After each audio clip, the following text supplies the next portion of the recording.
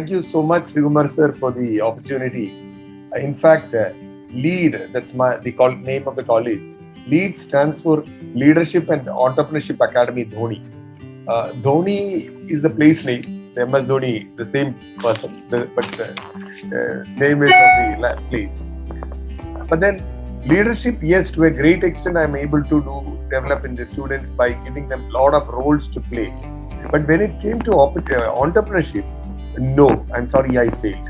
I failed. The reason is because they get good salary. Initially, I told them to work for your experience and then start business. But then what happened is when they, in 2-3 years time, they get very good salary. They get into a comfort zone. Then the question is, why should I go for an entrepreneur? So then I started, don't wait for 3 years. Immediately after you pass out, you start. So some of them start the business and then turn around. All the others are having the handsome of salary. Then why not me? They said, oh, get me a job. So this year, I'm trying a new concept called they do start the business in the first semester. I brought this out basically from the word of Sridhar Vembu. Sridhar Vembu is the head of, he's the founder of Zoho. He says, business school is actually a misnomer because it cannot teach you business. You can learn business only by doing it. So most of the institutes, MBA colleges or entrepreneurship institutes, they teach entrepreneurship and then they start the business. Even I do not want to name any institute. They teach the 2 years MBA and then they teach all the entrepreneurship aspect and then say, go start business. Now, another contradicting factor is, I'm sorry, I'm not anyway belittling anyone, but then most of the entrepreneurship institutes, the faculty members are salaried people. They are not entrepreneurs. So it's like a Christian priest who cannot marry, teaching about happy married life. Let them get married, let them understand what life is and then teach what happy married life is. So here, let the faculty really move out, leave out the salary and then go work hard and then understand the plus and minuses and teach us what I feel is just right. I have always quoted this sentence everywhere. If you have a dream, there are people to join you to achieve your dream. If you do not have a dream, you work for someone else to achieve their dream. So entrepreneurship is something, which is very, very core, I would say. And I also always say that if you pass out, of higher education, then you are a liability to the country, because of you, the unemployment is increasing. And when you become an entrepreneur, you are giving employment at least to one person, whereby you are reducing the unemployment, which is a very boon to the country. So here, if you look at, we used to use the word manage things. So initially we spoke about, manage, how to manage things. Okay, that shop was being managed, that floor is being managed, the industry is being managed. So manage. From there, we went to the next term, we called it as leadership. You innovated, you brought it out. But again, as said earlier, when you are working under someone, there is a lot of limitations. The autonomy is not there, the freedom is not there, the decision making is not there. What can you? So that is where, if you look at, the shift is happening from management to leadership to entrepreneurship. But then still, let me tell you, the ecosystem is not at all favorable, as Viju sir and many others told. It's not favorable. I told my students 2 years back, if you are to start a business, how many of your parents will support? Hardly 3 hands went up and said, that's what my father told. One girl told, yes, I am to start a business. That's what my father told. I said, then start. Then they said, no, father now tells no. So there's a lot of risk associated with entrepreneurship. Now, the question is entrepreneurship taught or it is inborn? For me, looking at the entrepreneurship, I have five parts to tell. One is definitely the innovative idea to start a business. Very good innovative idea. Something very, very different.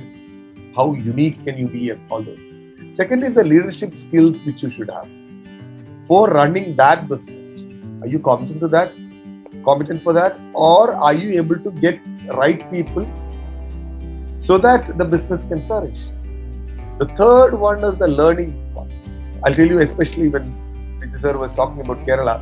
In Kerala, most of the people say, I don't want to study, so I will start business. It's an it's escapism from the studying. No, business is studying a lot, much more than that if you have to go for a job. You have to learn about the current business, the future, the vertical, the horizontal, the competitor, the substitute, lot of things we will have to keep on, the technology and everything. Otherwise, when you go to work somewhere, you are given a window and you need to work only in that area. Here it is, the person who taught me driving said, if you are to do a surgery, a surgeon need to look only at that hole and do the surgery. But when you are driving, you will have to keep your eyes and ears open throughout. Similarly, a business is like that. So, when we talk about businesses failing, startup, very, very, very few startups. Why? It's not because the idea is bad, but because they do not know how to do the business, or the business aspect is not being learned. So, when you look at that aspect, definitely entrepreneurship is learned. So, I was talking about good idea, the leadership skill, the studying capacity, learning capacity.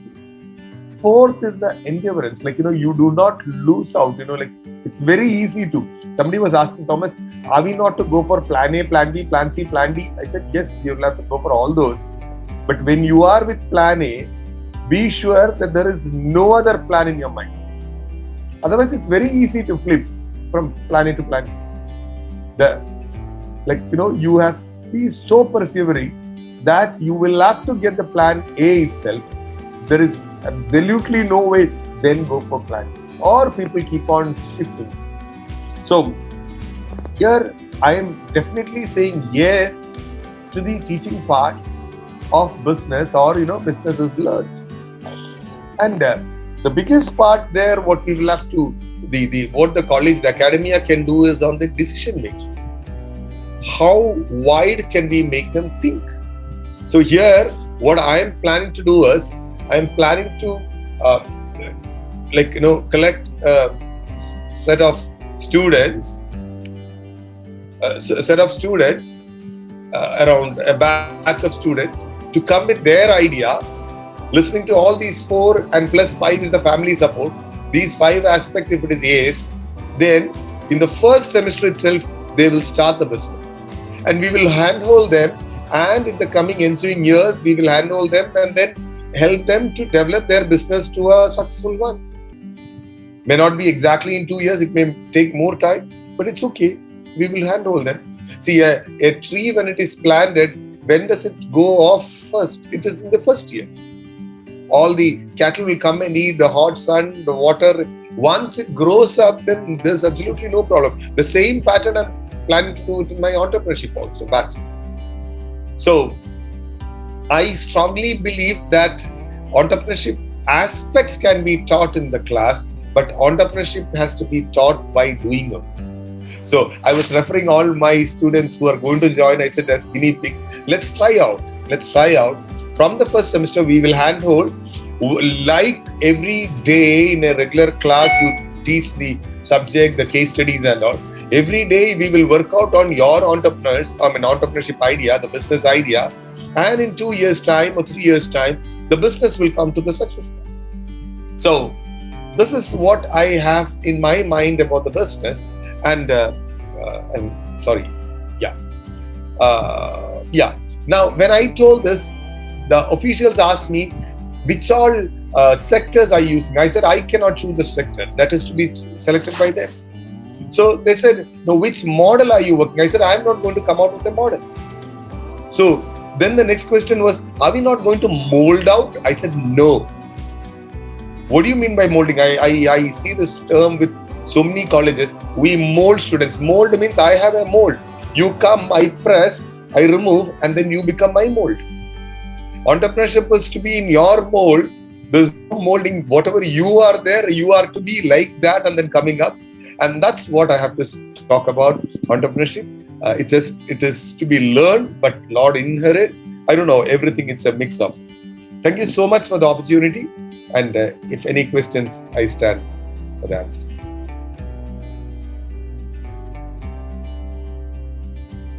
I would like to narrate an example.